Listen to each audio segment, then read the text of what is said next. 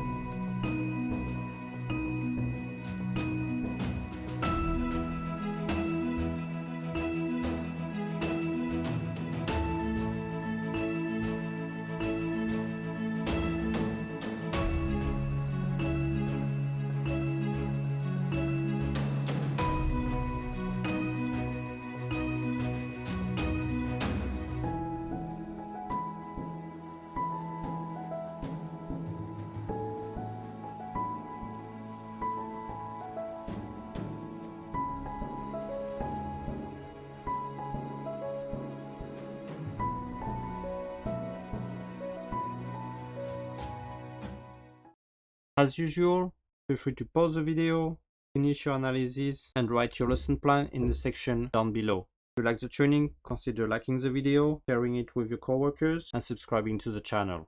So Rosie, her goal is to add some fun in her riding. Physical, she's been snowboarding for 2 years, she's a yoga teacher, and she's an adult woman. Psychological, she look keen and focus. We can clearly see she's focusing on keeping her hand close to the body in her riding. It's probably the exercise she's trying to do. For the terrain condition, it looks like an intermediate terrain, slightly uneven. You can see a little bit with the legs, it's absorbing a lot of little bumps. It's very low light, flat light. You can even see a little bit some kind of fog further down. And it's not too busy up here. You get a lot more busy further down there. The equipment, it's a pure twin snowboard. The angles are also set as a pure twin setup. As usual, for my observation, I'm gonna use a Cassis skill system. Feel free to use the one of your certification. Position and balance is fairly centered on the board. Both of the knees are bent in a similar way during the whole turn, heel side and toe side. Slightly open on the toe side. Shoulder are a little bit more open than the hips. On the heel side, the shoulder are aligned with the hips. It is slightly unstable also. You can see it a little bit further. Here.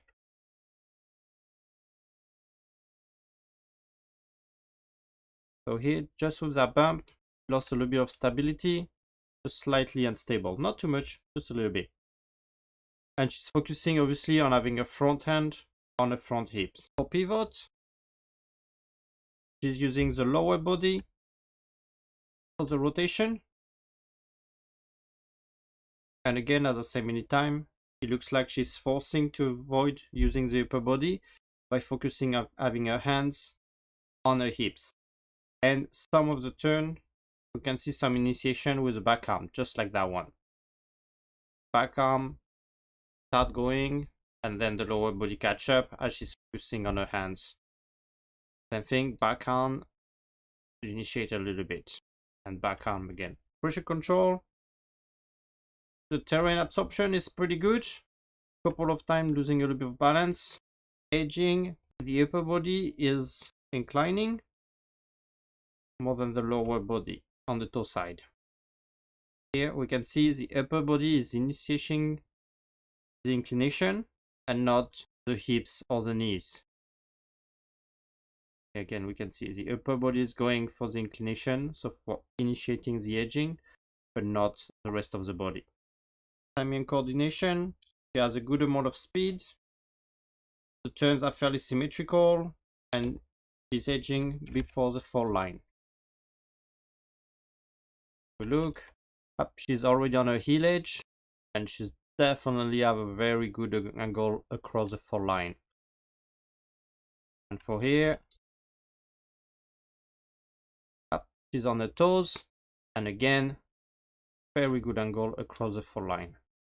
So my instructor goal is going to try to push our knees to the ground to carve. Kind of a step before the Euro carve. And obviously a flatter terrain. Probably somewhere like around down there or down there, where there's a little bit less people and it looks more flat.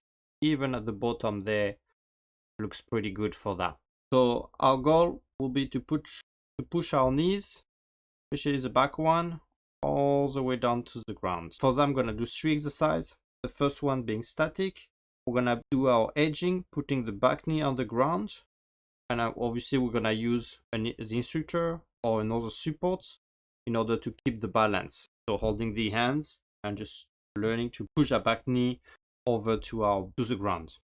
My active exercise, we're going to do J turn, pointing straight down and going for a big turn, big smiley face. Getting low and then pushing the back knee towards the ground. So we go straight down, get low to the ground and push the back knee, get that turn and that nice carve with the knee almost touching the ground or touching the ground. And for turning, we're gonna be attempting the carve turn with the back knee close to the ground. Eventually, it will be very easy to push it to a full Euro carve if the knee's on the ground.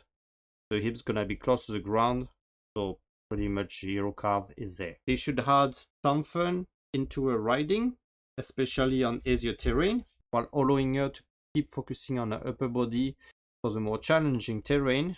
And also, it should help her to initiate the edging using the lower body and not by inclining her shoulder forward, but by using the lower body instead of the upper body for that.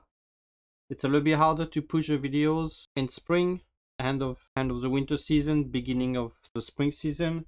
I have a little bit less time than usual. Thanks for watching. Have a good day.